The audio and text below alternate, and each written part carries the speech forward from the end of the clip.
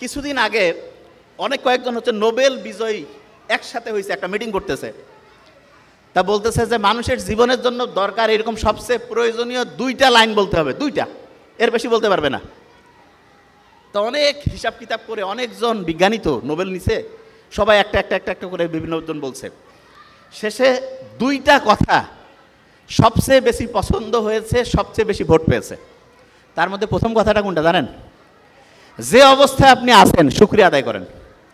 তো এইটা যখন আমি পড়লাম তখন মনে হলো আমরা যে সূরা ফাতিহা পড়ি, আলহামদুলিল্লাহ রাব্বিল আলামিন, আল্লাহ তুমি আমাকে যে অবস্থায় রাখছো ভালো রাখছো, এইটা হচ্ছে 1 নম্বর প্রয়োজনীয় এবং প্রত্যেক নামাজে প্রত্যেকবার শুরুতে বলতেছি, এবং এইটা জীবনের জন্য 1 নম্বর দরকার। তার মানে নামাজ হচ্ছে আল্লাহর সাথে কানেকশন করার চাইতে আমার নিজের ভালোর জন্য দরকার বেশি। নিজে ভালো থাকবো কখন? যখন আমি চিন্তা করি যে আল্লাহ আমাকে তুমি যে অবস্থায় রাখছো ভালো রাখছো। আর দ্বিতীয় কথাটা কি দরকার?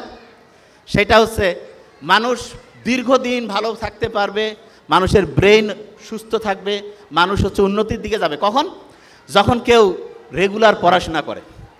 কোরআনের প্রথম যে আয়াতটা নাজিল হইল কি ছিল? প্রথম আয়াতটা পড়ো তোমার প্রভুর নামে, ঠিক না? পড়ার কথা বলছে। তা আল্লাহ কিন্তু নাজিল হওয়া প্রথম কথাটা পড়ার সাথে, কোরআনে আমরা যখন সূরা ফাতিহার প্রথম যে আয়াতটা দিয়ে নামাজ শুরু করি প্রত্যেক রাকাতে, সেটা কি ছিল? প্রথম রাকাতে প্রত্যেকবারে বলতেছি, সেটা কি? সেটা হচ্ছে শুকরিয়া জানাচ্ছি আল্লাহর কাছে। তার মানে মানুষের জন্য যেটা সবচেয়ে প্রয়োজনীয় আল্লাহ কিন্তু সেট করে দিয়েছেন। এখন দেখেন, অনেকেই বলে না যে আমি পড়ি কিন্তু আমার পড়া খেয়াল থাকে না, আছে না? স্টুডেন্টের এই সমস্যাটা বেশি তো। আচ্ছা, ছেলেদের মধ্যে বলবেন ঈদের নামাজ কারা কারা পড়েন? একটু হাত উঁচু করেন তো। বাকিরা পড়েন না? ঈদের নামাজ প্রত্যেকেই পড়ি। আচ্ছা, তাহলে ঈদের নামাজ যে পড়ি, ঈদের নামাজে রিয়েলি আপনাকে এবার হাত উঠাতে বলবো না, অনেকে ভুল করেন না? এদিক ওদিক তাকাচ্ছেন যে কি মানে যাবো নাকি হাত বাঁধবো, হয় না? 100% হয়। কিন্তু যখন আমি এই যে 5 ওয়াক্ত নামাজ পড়ি, এটাতে কি হয়?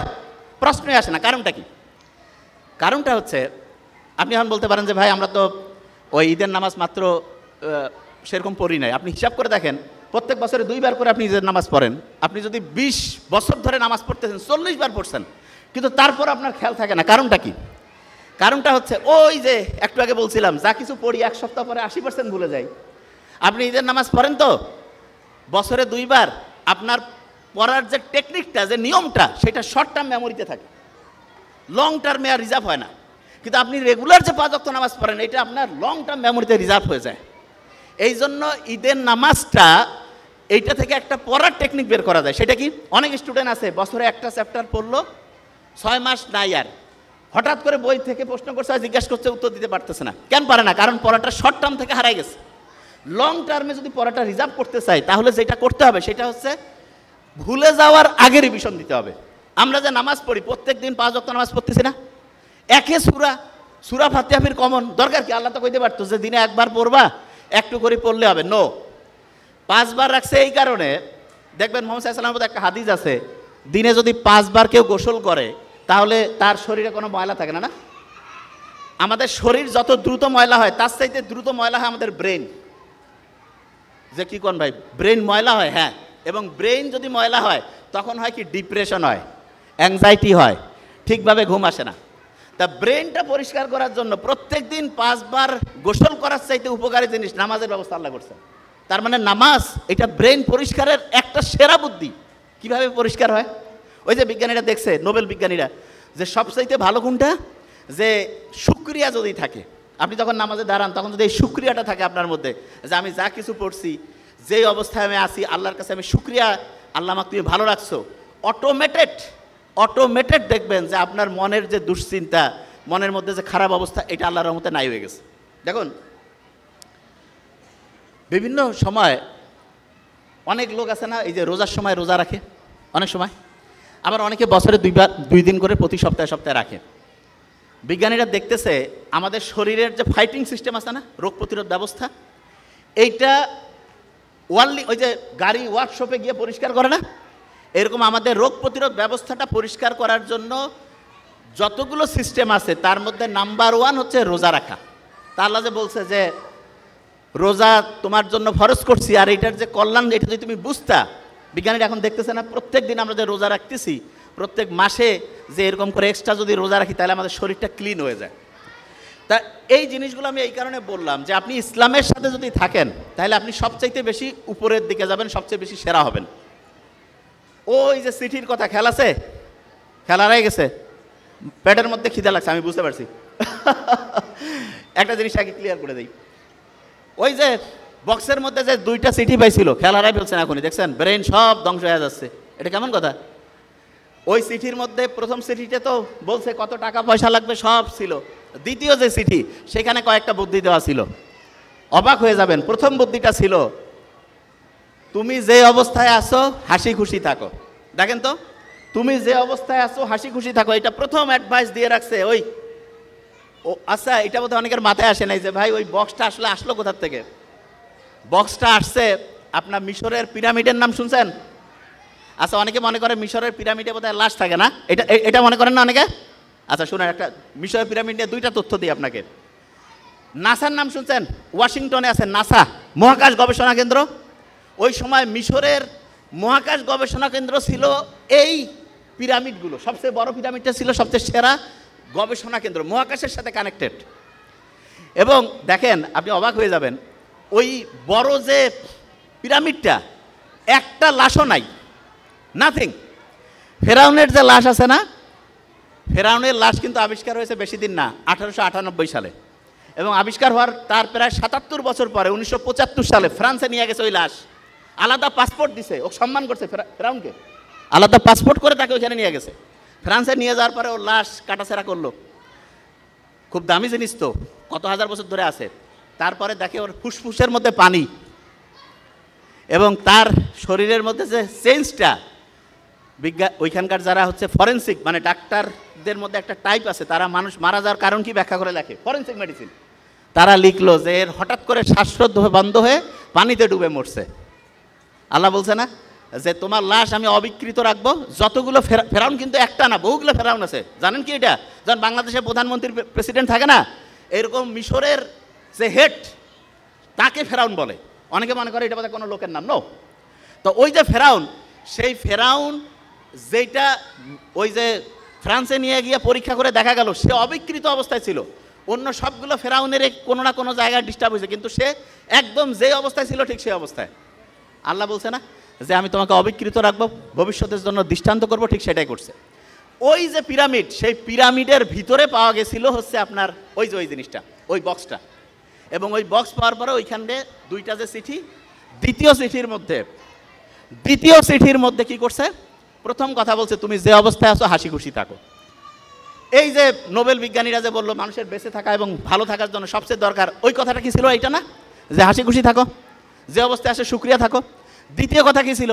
দ্বিতীয় কথা ছিল ওইখানে লেখা আছে তোমরা পরিবারের বড় ছোট সবাই একসাথে থাকো। আমরা যে এখন এই যে যত রকমের সোশ্যাল, এই যে কি বলে এটার নাম, সোশ্যাল মিডিয়া হ্যান ত্যান যে আছে, এগুলোতে যে অ্যাডিক্টেড, এটার বড় কারণটা কি? বড় কারণটা হচ্ছে ফ্যামিলির আব্বা আম্মা ভাই বোন, তারপরে দাদা দাদি নানা নানি চাচা চাচি, এই যে বড় ফ্যামিলির যে সত্যিকারের ধারণা, এটা কি আছে? এইটা থেকে দূরে চলে গেছি, এই জন্য ধ্বংস হয়ে যাচ্ছে।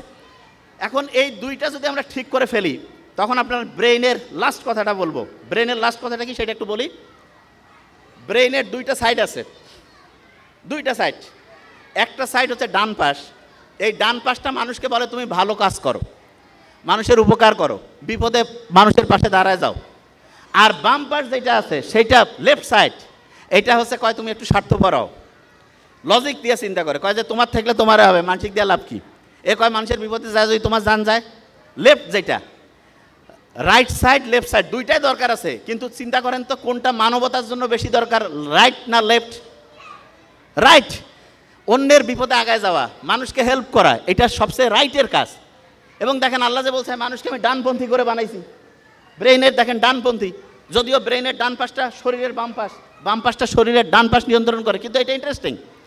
এবং দেখেন যে এই আচ্ছা, এখানে কেউ কি আছেন যমজ ভাই বোন আছেন? যমজ ভাই বোন আছে কেউ?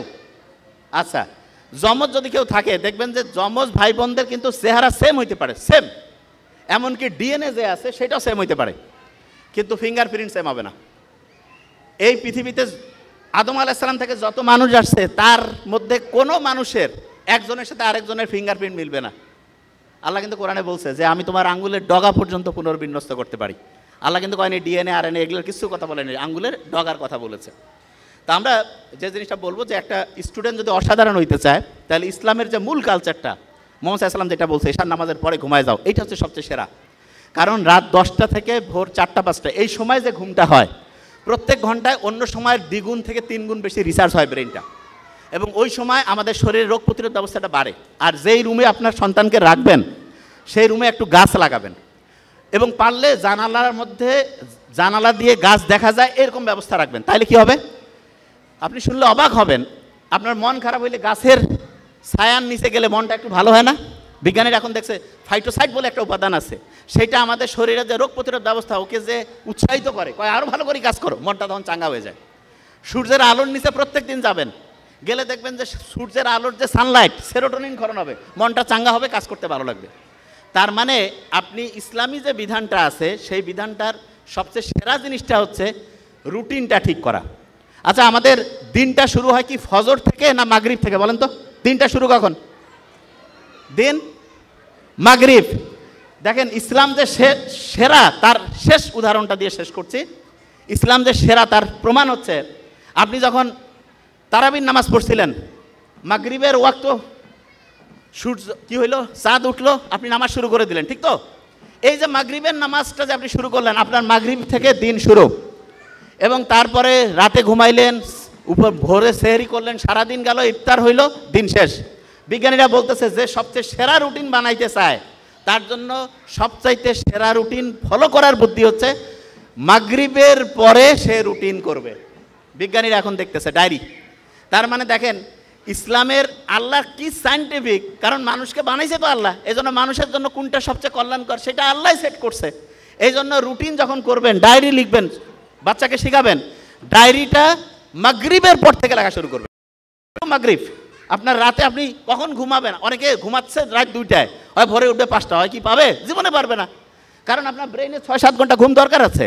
এই কারণে আপনি মাগরিবে রুটিন করে ফেললেন যে আমি 10টার মধ্যে ঘুমাই যাবো, ভোর 4টা-5টায় উঠবো, উঠে একটু পড়াশোনা করব, তারপরে দিনে একটু সূর্যের নিচে হাঁটাহাঁটি করব, বুক ভরে শ্বাস নিব, ছাড়বো, এবং সবসময় 2টা কাজ করবেন। একটা হচ্ছে অন্যকে হেল্প করবেন, আর 2 নাম্বার যেটা হচ্ছে সেটা হচ্ছে আল্লাহর কাছে চাবেন।